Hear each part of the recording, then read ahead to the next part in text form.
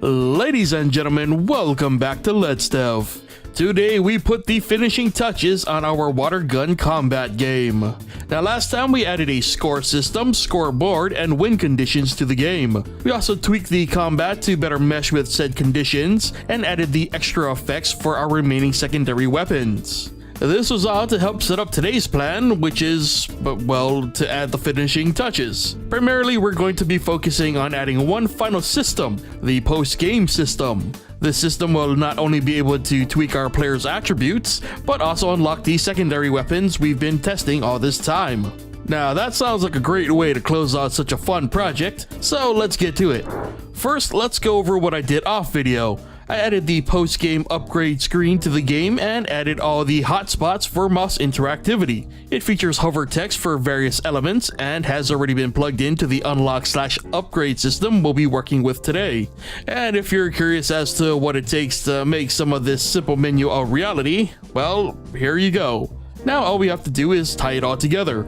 Comparing player score to enemy score at the game over mark would result in one of three behaviors. The first behavior I wanted to get working was the player win result, starting with earning some cash. Cash that can be spent on upgrades or unlocks. On top of winning money, the game's difficulty would increase, which would make enemies tougher and win payouts higher. So far so good, we seem to be on the right track with the earnings, so let's make the money actually count. And warning, things are about to get messy. Going back to the upgrade menu, I set up a check for the next upgrade level and multiplied it by the base cost. This would give me the current cost for that upgrade. And at max level, the option to upgrade disappears. Next, I needed to figure out the max number each player attribute could be increased to. So one by one, I increased the player's attributes and got my differences. I then calculated the difference between max and starting attributes, divided those by 10, and finally was left with how much each upgrade level would add to the player's stats, which are kept track of through a global array.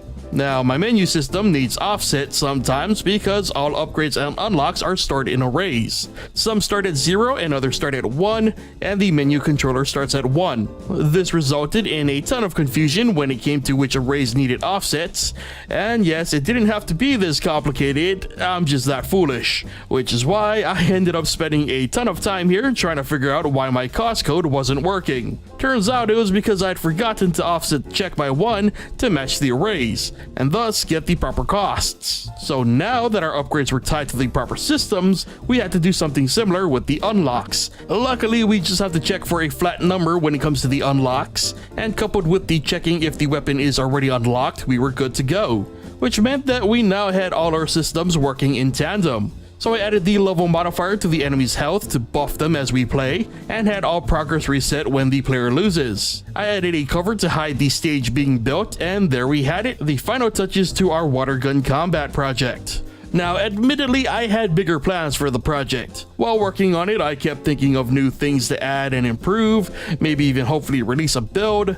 but this was always meant to be a small, simple project, and to be honest, there's little left in the way of improvements that could be made without drastically rewriting parts of the game as a whole. So I'm happy sticking with the end results and leaving it there. I mean, it's not perfect, but the learning experiences that I gained working on this project were worth the effort.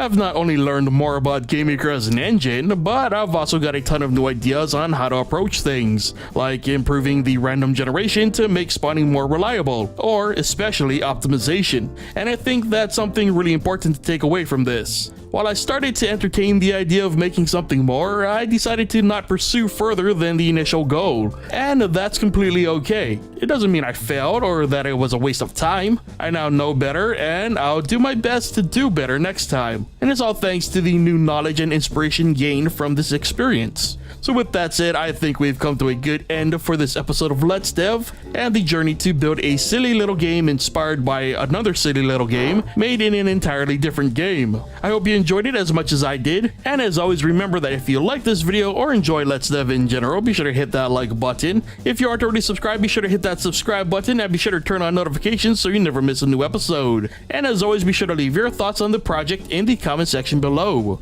Thank you so much for watching, and I'll see you guys next time.